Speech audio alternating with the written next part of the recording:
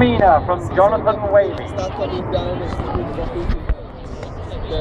The pace just doesn't let up. Sounds like it's like a jet as well. Yeah. So like the Spitfire, which we saw earlier, like the Hurricane, like the Mustang we'll see later, the Hawker Hunter is yet another iconic modern aircraft fighter. And in fact, from the same stable as the Hurricane, both designed by the Sydney man. Go through first. But the colour scheme on this Hunter really is something else. And I think we'll reward those of you with zoom lenses against this fantastic weather backdrop that we've got. And you've got a great picture of it in the programme on page 46. There we are, look at this. It looks wonderful from every angle, from the top, from underneath, from the side. Fantastic. So the Hawker Hunter, that was the RAF's mainstay fighter through the 1950s and 60s. First flew on the 20th of July 1951. Flew really well. Had a very potent armament of 4 30mm cannon, as well as being able to carry a range of weapons on underwing hard points. It performed a range of duties in the service of no less than 19 air forces around the world. The aircraft achieved several world records, including the world absolute speed record on 7th September 1953, piloted by British pilot Neville Duke, who achieved a speed of 727.6 miles per hour. It was initially used as a day fighter in RAF service, replacing the North American Sabre, and it went on to become a useful ground attack aircraft, replacing Vampires and Venoms, and then laterally used for reconnaissance and varied development and training roles.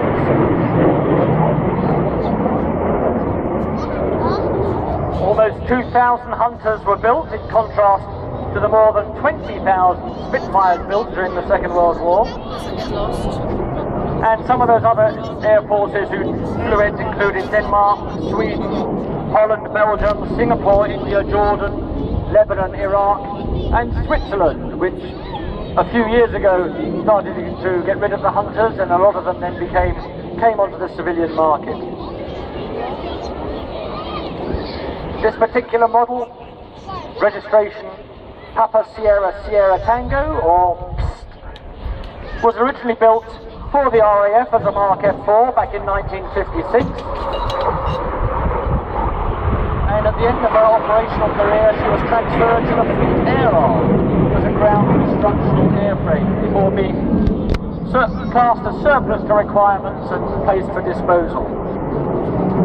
She was purchased by Hawker Siddeley Aviation in 1971 and converted to a Mark 58A as part of a contract to provide aircraft to the Swiss Air Force, where she was delivered the following year.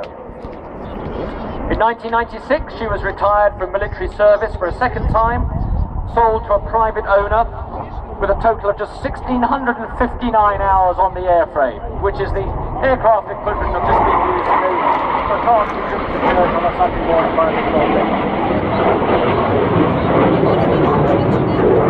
In 1997, he was acquired by the company owned by the pilot displaying her today, Jonathan Whaley. That's Heritage Aviation Developments Limited. And she completed a restoration the following year. And the paint job was concluded in 1999. And she looked then just as you see her today. Some purists say that it's heresy to paint a classic British fighter in such a flamboyant colour scheme. They say it's a crime. Jonathan, the aircraft owner and pilot, says it's not a crime, it may be a misdemeanor. Hence her name, a misdemeanor.